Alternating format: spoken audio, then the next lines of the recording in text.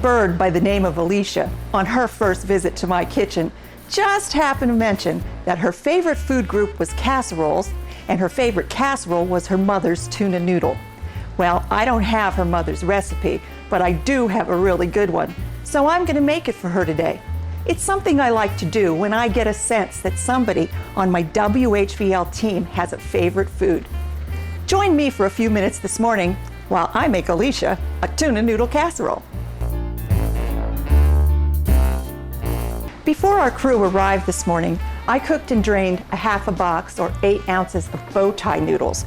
I cooked them al dente and I drained them really well because you want them to be free of moisture, not watery. So they've kind of been sitting out on my counter, kind of drying out for a little bit. Put them in a big bowl. I also drained a 12-inch can of solid white meat tuna, drained it really well. It's packed in water. And what I'm going to do is I'm going to, with my fingertips, break this into bite-sized pieces. Don't use a fork to chop it. Just make sure you keep all of your pieces as big as you can. You know, fork friendly, something that you would like to put in your mouth. Okay.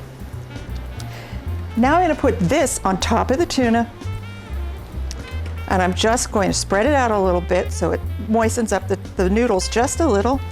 And we're going to head over to the stove and make some creamy, dreamy, cheesy sauce.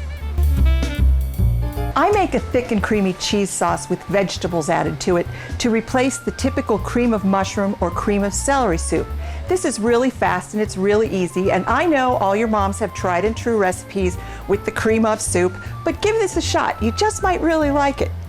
I've melted 4 tablespoons of butter in a wide bottom 4-quart skillet, and I'm going to season it with 1.5 teaspoons of sea salt and 1/2 teaspoon of white pepper. And I use white pepper because white on white, that's what they always say, white sauce, white pepper. And I'm going to add 1/2 cup of diced onions, 1/2 cup of diced celery, nice small diced. You would find celery in cream of celery soup. And I'm just going to turn the heat up to medium-high and saute this, for about 1 minute to 1.5 minutes. I'm going to stir it pretty often through the process, just till the onions get soft and translucent, and the celery will be kind of cooked through. Okay, that's been about 1 minute. Onions are soft, celery still crunch tender. Now I'm going to add 1.5 cups of frozen peas and carrots. I haven't even bothered to thaw them.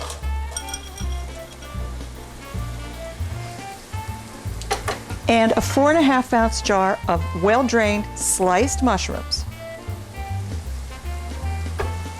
Now I'm going to stir this for about 2 minutes, again, 1.5 to 2 minutes, until the vegetables, the frozen vegetables, are just thawed through. It's been about 2 minutes. My carrots are just fork tender, so that's perfect. And now I'm going to add 1/4 cup of flour. I'm using Wonder Flour, which is a granular flour which prevents lumps, but all-purpose flour is going to work just fine. So we're going to stir in this flour, and we're going to let this cook for a full minute. And the reason you want to take the time, the full minute, is because as the flour cooks, you won't have any floury flavor in your sauce after this is over. You're going to cook that flavor out. According to my timer, that's been a full minute. And now I'm adding 2 cups. I'm using 1/2 and 1/2. You can use whole milk or cream. That is your choice. I'm going to add all of that.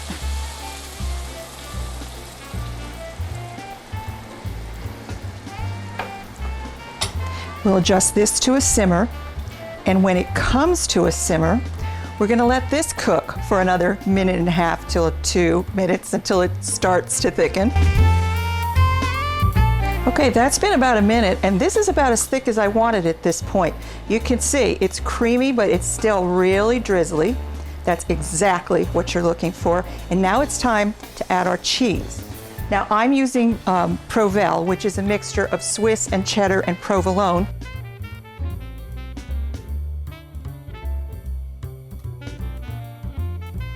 We're going to add the cheese. Now we're going to lower this heat to take away our simmer, and we're just going to keep stirring this till we have a really rich and creamy cheese sauce. I'm going to turn off the heat, and we're going to head back to the counter and assemble our casserole.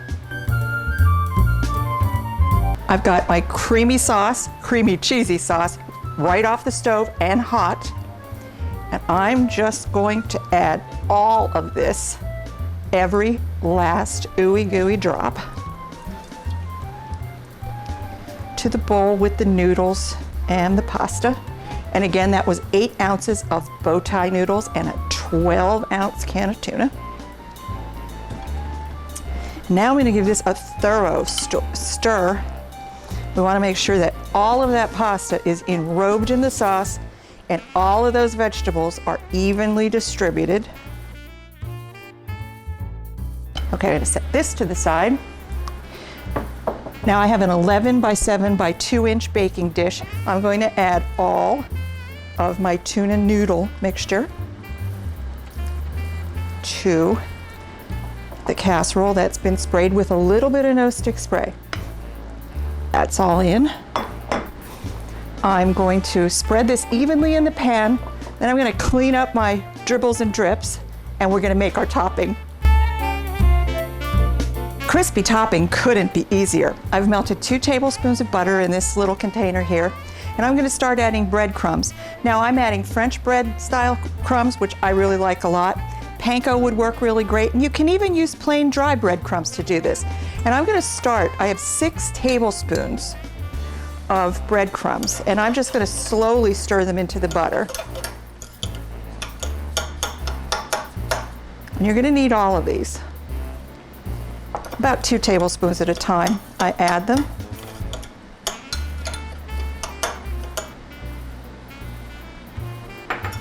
Stir, stir, and stir till it's really mealy.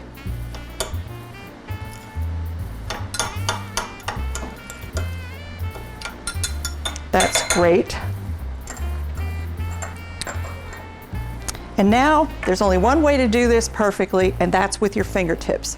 You take the topping and drizzle them all over the top. Just sprinkle, sprinkle, sprinkle. I'm just going to wash my hands and pop this into a 350-degree oven for about 20 to 25 minutes.